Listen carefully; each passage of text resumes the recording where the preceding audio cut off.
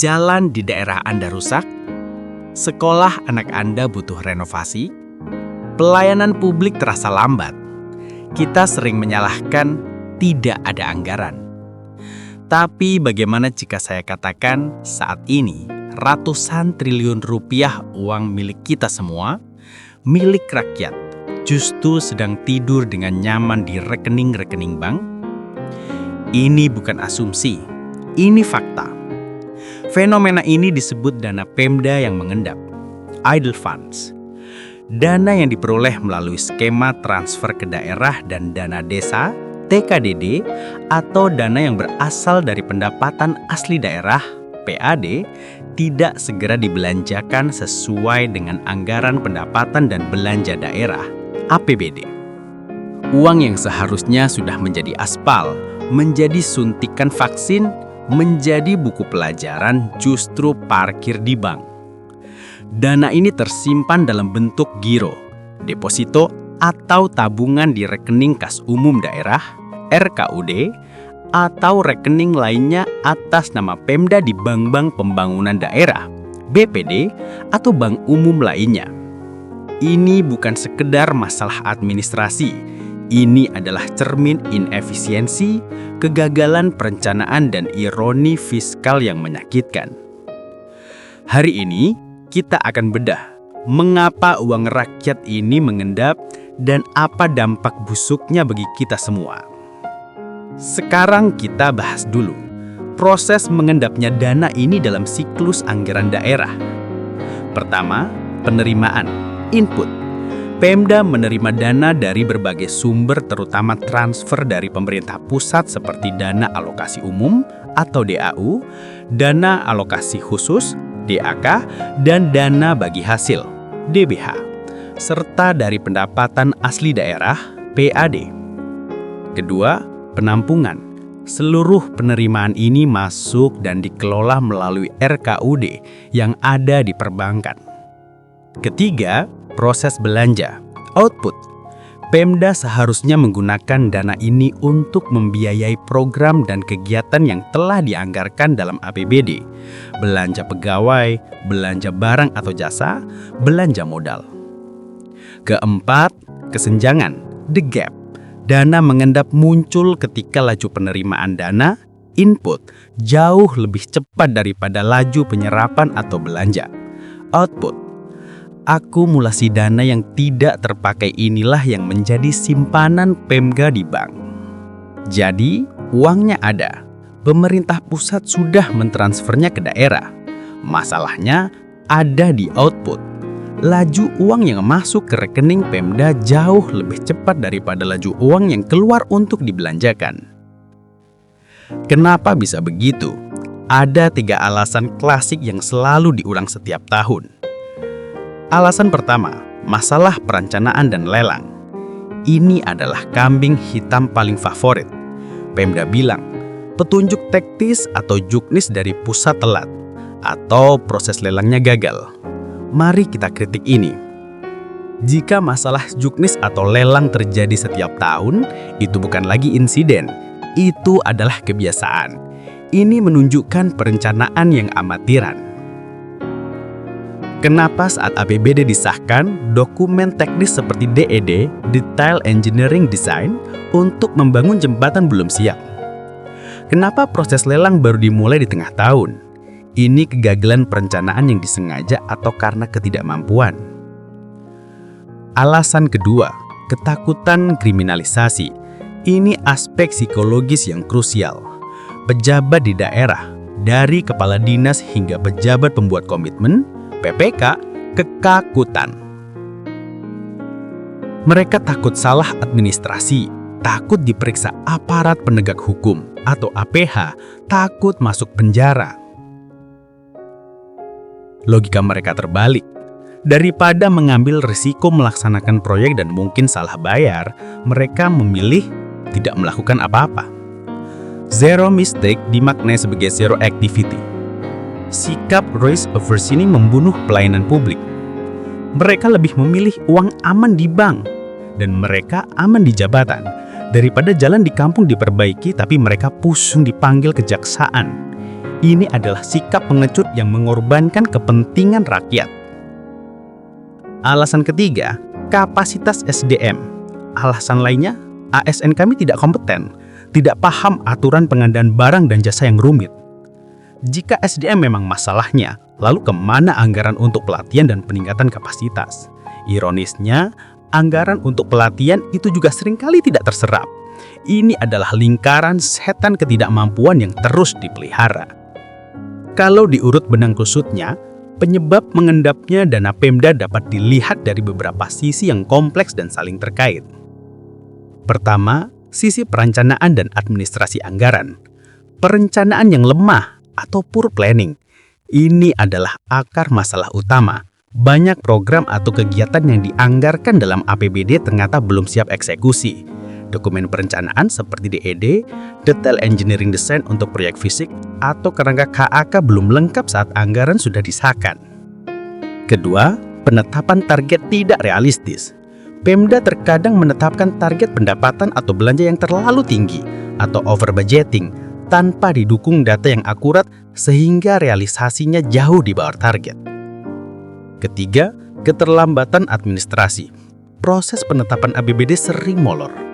Selain itu, setelah APBD disahkan, proses turunan seperti penerbitan dokumen pelaksanaan anggaran atau DPA untuk setiap organisasi perangkat daerah atau OPD juga memakan waktu, sehingga belanja baru bisa dimulai pada kuartal kedua. Kedua, sisi pelaksanaan dan teknis. Masalah pengadaan barang atau jasa, PBJ. Ini adalah biang kerok penyerapan belanja modal. Pertama, proses lelang yang lama. Proses lelang tender memakan waktu berbulan-bulan. Kedua, gagal lelang. Seringkali terjadi gagal lelang karena peserta tidak memenuhi kualifikasi atau ada sanggahan, sehingga harus diulang dan memakan waktu lagi. Ketiga, konsolidasi proyek. Proses konsolidasi paket-paket kecil menjadi besar untuk efisiensi seringkali rumit secara administrasi. Keempat, kendala pembebasan lahan. Untuk proyek infrastruktur besar seperti jalan, jembatan, gedung, proses pembebasan lahan warga seringkali alot, memakan waktu lama dan penuh sengketa, sehingga anggaran belanja modal tidak bisa dicairkan. Ketiga, sisi regulasi dan sumber daya manusia. Ketakutan kriminalisasi atau aspek psikologis. Banyak pejabat Pemda, kepala dini, kuasa pengguna anggaran atau PPK yang takut dan bersikap risk averse. Mereka lebih memilih menunda atau tidak melaksanakan belanja daripada mengambil risiko salah secara administrasi dan berujung pada pemeriksaan oleh aparat penegak hukum atau APH seperti KPK, Kejaksaan, atau Kepolisian, serta temuan audit oleh BPK. Kedua, regulasi yang rumit dan berubah-ubah. Aturan pelaksanaan, juklak-junis dari pemerintah pusat terkait penggunaan dana terutama DAK dianggap rumit, tumpang tindih atau terlambat terbit, membuat Pemda bingung dan ragu dalam mengeksekusi. Ketiga, kapasitas SDM yang terbatas. Kompetensi aparatur sipil negara atau ASN di daerah terutama yang menangani PPJ dan pengelolaan keuangan seringkali belum memadai untuk mengelola proyek-proyek kompleks atau menavigasi regulasi yang rumit. Keempat, sisi politik dan tata kelola. Pola belanja musiman. Telah menjadi kebiasaan bahwa penyerapan anggaran Pemda selalu menumpuk di akhir tahun. Kuartal keempat, kuartal 1 dan 2 digunakan untuk administrasi, sehingga dana mengendap di awal hingga pertengahan tahun. Siklus politik.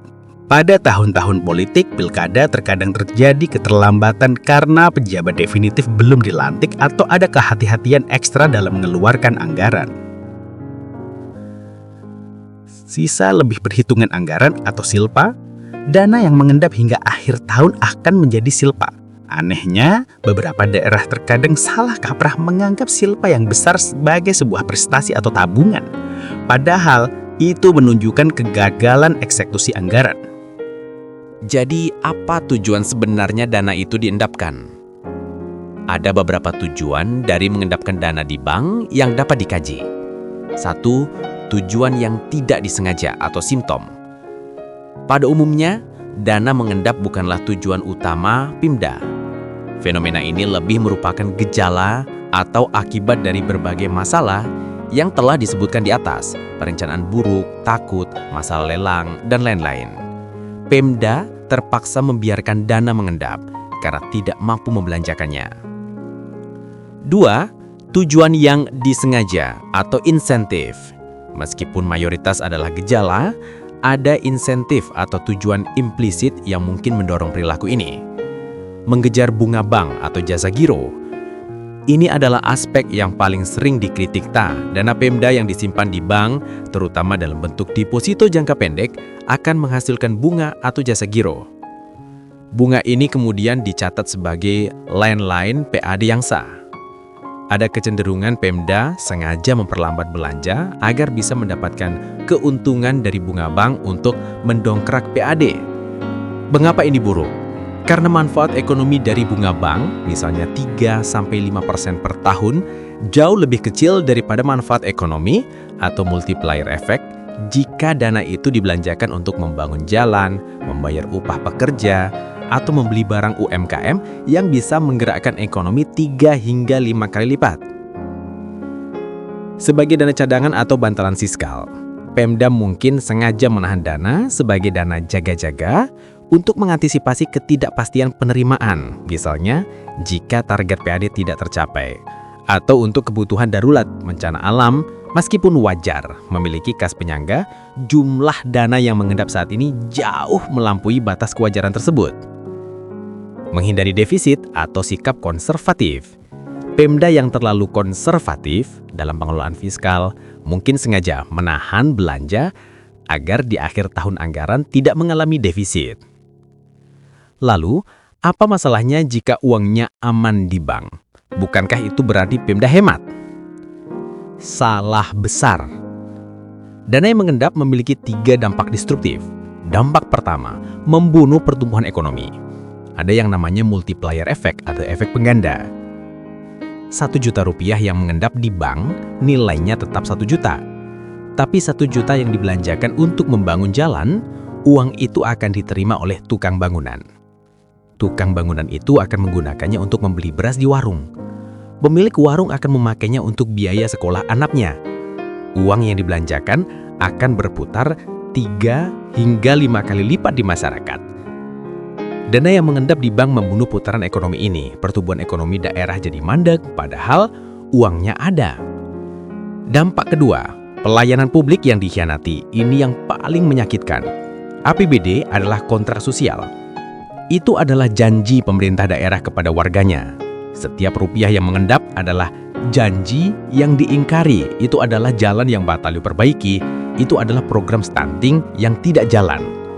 Itu adalah rumah sakit yang batal membeli alat kesehatan baru. Masyarakat adalah korban utama. Kita membayar pajak, kita berhak mendapat pelayanan, tapi uang kita ditidurkan oleh birokrasi. Dampak ketiga, ironi fiskal nasional. Ini adalah absurditas di level negara. Untuk membiayai APBN, termasuk transfer ke daerah, pemerintah pusat menerbitkan utang atau surat berharga negara yang harus kita bayar bunganya. Bayangkan ini, negara berutang, membayar bunga utang untuk mengirim uang ke daerah, yang oleh daerah uang hasil utang itu hanya disimpan di bank. Kita membayar bunga untuk uang yang tidak terpakai. Ini adalah sebuah lelucon fiskal yang sangat mahal. Dampak keempat, bank menjadi kelebihan likuiditas. Jika bank itu tidak mampu menyalurkannya kembali dalam bentuk kredit produktif, dana itu juga akan menganggur di bank. Atau bank juga bisa ketergantungan dana murah atau kasa dari Pemda yang membuat mereka kurang terpacu untuk mencari dana dari masyarakat umum. Sekarang, mari kita bahas kemungkinan tidak mau belanja. Apakah ada insentif bagi Pemda untuk sengaja menahan uangnya? Jawabannya, ada. Uang ratusan triliun yang disimpan di bank, terutama dalam bentuk deposito, menghasilkan bunga atau jasa giro. Dan, tebak, bunga ini masuk kembali ke kas daerah dan dicatat sebagai pendapatan asli daerah atau PAD. Ini adalah insentif yang jahat. Ada oknum Pemda yang mungkin sengaja memperlambat belanja agar bisa memanen bunga di akhir tahun untuk mendongkrak target PAD mereka. Ini logika ekonomi yang terbalik. Mereka mengejar untung kecil dari bunga bank misalnya 5% setahun, sambil mengorbankan multiplier efek ekonomi yang bisa mencapai 3 hingga 5 kali lipat jika uang itu dibelanjakan. Mereka lebih memilih PAD kosmetik dari bunga daripada ekonomi rakyat yang bergerak. Dana yang mengendap bukan sekedar angka dalam laporan keuangan BPK. Ini adalah potret perencanaan yang gagal, birokrasi yang lumpuh karena ketakutan, dan insentif yang salah arah. Pemerintah pusat sudah berusaha memberi sanksi, memotong, atau menunda transfer bagi daerah yang malas belanja. Tapi ini tidak cukup. Terus bagaimana solusi dan upaya penanganannya? Ada beberapa solusi yang ditawarkan di sini. 1. Sistem reward and punishment. Punishment, Kementerian Keuangan menerapkan sanksi berupa penundaan atau pemotongan transfer DAU atau DHB bagi daerah yang serapan anggarannya sangat rendah atau memiliki dana mengendap yang terlalu besar. Reward, memberikan insentif, misalnya dana insentif daerah atau DIB, bagi Pemda yang memiliki kinerja penyerapan anggaran yang baik. 2. Reformasi perencanaan, mendorong Pemda untuk menyiapkan seluruh dokumen kesiapan proyek atau readiness criteria sebelum anggaran disahkan, sehingga lelang bisa dilakukan lebih awal atau pra-DPA. 3. Digitalisasi dan monitoring, menerapkan sistem monitoring real-time terhadap belanja daerah, misalnya melalui Kartu Kredit Pemerintah Daerah atau KKPD, agar transaksi bisa dipantau langsung dan mempercepat proses administrasi atau SPJ. 4. Penyederhanaan regulasi, terus-menerus menyederhanakan cuklat atau cuknis penggunaan dana transfer agar tidak membingungkan Pemda. 5. Peningkatan kapasitas SDM, memberikan pelatihan intensif kepada ASN daerah terkait manajemen keuangan, PBJ, dan mitigasi risiko hukum. Ukuran sukses seorang kepala daerah seharusnya bukan seberapa besar sisa anggaran atau silpa mereka, tetapi seberapa cepat dan tepat anggaran itu berubah wujud menjadi aspal yang mulus, ruang kelas yang layak, dan gizi yang baik untuk anak-anak kita. Uang rakyat harus bekerja, uang rakyat tidak boleh tidur. Bagaimana menurut kalian? Sampaikan pendapat kalian di kolom komentar di bawah ini. Jangan lupa like video ini, share ke teman-teman kalian, dan subscribe channel Gentah Perubahan untuk kajian politik mendalam lainnya. Sampai jumpa di video berikutnya.